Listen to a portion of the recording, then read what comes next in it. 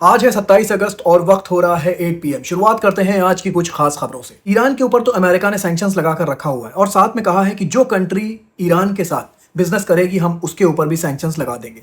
लेकिन दोस्तों इसी के साथ मैं आपको बता दूं, चाइना लगातार ईरान से ऑयल खरीद रहा है और बताया ये जा रहा है 1.2 मिलियन बैरल ऑफ ऑयल रोज खरीद रहा है चाइना। और इसके बावजूद अमेरिका चाइना के ऊपर कोई सैंक्शंस नहीं लगा रहा है, ना ही उसके बैंक्स के ऊपर सैंक्शंस लगा रहा है। और इसकी सबसे बड़ी वजह यह है कि नेक्स्ट मंथ चाइना के प्रेसिडेंट जिनपिंग विजिट करने वाले हैं अमेरिका, और इसी के चलते अमेरिका नहीं चाहता है कि चाइना से रिश्तों में कुछ खटास आए। इसी के साथ मैं आपको बता दूं, स्ट्रेट ऑफ हॉर्मूज में एक और टैंकर को निशाना बनाया है ईरान ने और बताया ये जा रहा है ये टैंकर कुवैत का है। इससे पहले भी ईरान ने कहा था कि अगर जो हमने चीजें बनाई हुई हैं, जो हमने रूल्स एंड रेगुलेशन सेट करा हुआ है स्ट्रेट ऑफ हॉर्मूज में, अगर उसको फॉलो नहीं किया जाएगा तो जो भी टैंकर स्ट्रेट ऑफ हॉर्मूज से पार होगा उसको नुकसान उठाना पड़ सकता है। और यही हुआ, कुवैत का ये टैंकर स्ट्रेट ऑफ हॉर्मूज से पास हो रहा था और ईरान की नज़रों से बचकर निकलना चाह रहा था, लेकिन ईरान ने इसके ऊपर फायर करके इस टैंकर को पूरी तरह से डिसेबल कर दिया।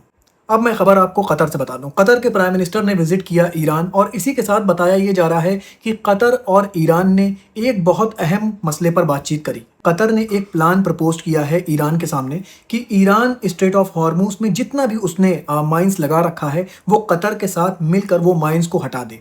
इस पर अभी बातें चल रही हैं, अभी इस पर कोई फाइनल डिसीजन नहीं हुआ है, लेकिन फिलहाल बताया ये जा रहा है कि ये जो बातचीत हुई है कतर के साथ ईरान की, ये पॉजिटिव वे में हुई है। अगर सारी चीज़ें ठीक रहती हैं तो हो सकता है ईरान कतर के साथ मिलकर जो भी माइंस उसने सेट करा हुआ है स्ट्रेट ऑफ हॉर्मूज में वो हटा दे। और उधर ईरान की ओमान के साथ भी बात चल रही है कि स्ट्रेट ऑफ हॉर्मूज को कंट्रोल करने की, कि ओमान और ईरान मिलकर स्ट्रेट ऑफ हॉर्मूज को कंट्रोल करेंगे। अब उधर मैं आपको अमेरिका का हाल बता दूं। दोस्तों अमेरिका के लिए ईरान सांप के मुंह में छछूंदर जैसा हो गया है, न वो उसको निगल पा रहा है और न वो उसको उगल पा रहा है।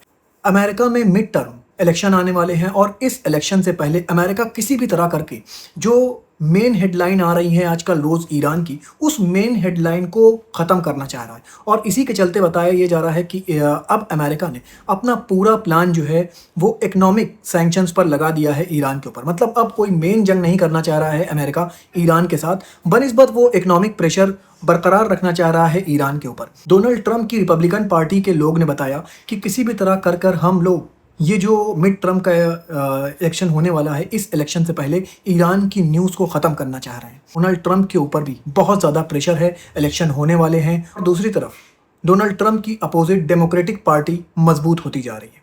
देखिए दोस्तों इसमें आगे क्या होता है। मैं खबर आपको इजराइल से बता दूं। बताया ये जा रहा है इजराइल जो लगातार सीज फायर का वायलेशन कर रहा है गाजा के अंदर, और गाजा के अंदर लगातार जो स्ट्राइक कर रहा है, इजराइल के इस एक्शन को पूरी तरह से कंडेम किया है यूरोप की कई कंट्रीज ने।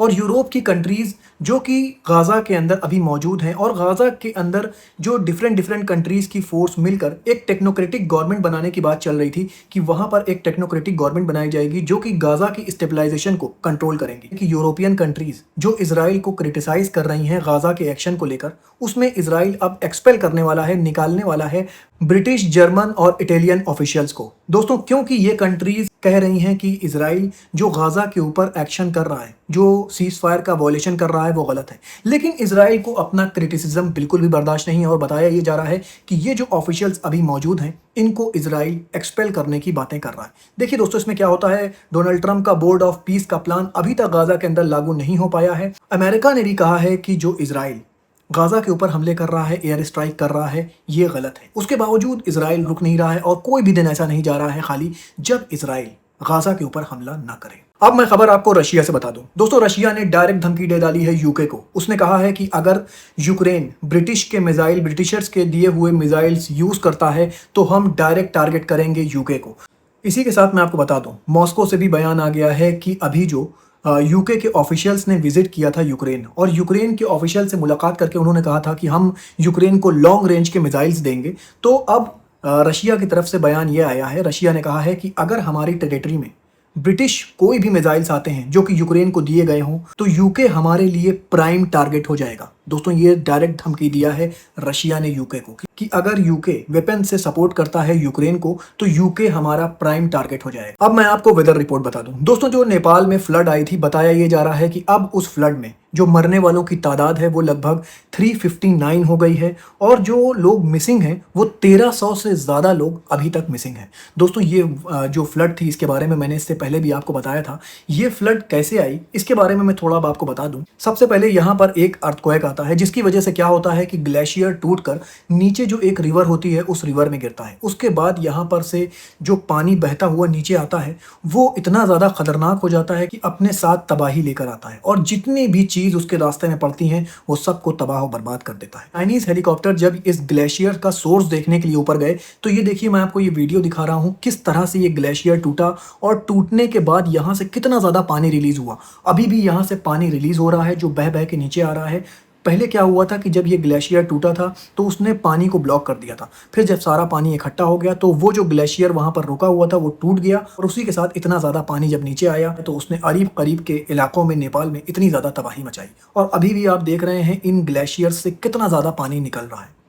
दोस्तों ऐसे ही खबरें लेकर मैं आपके पास आता रहूँगा। अपना बहुत ख्याल रखिए और मुझे भी अपनी दुआओं में याद रखिए।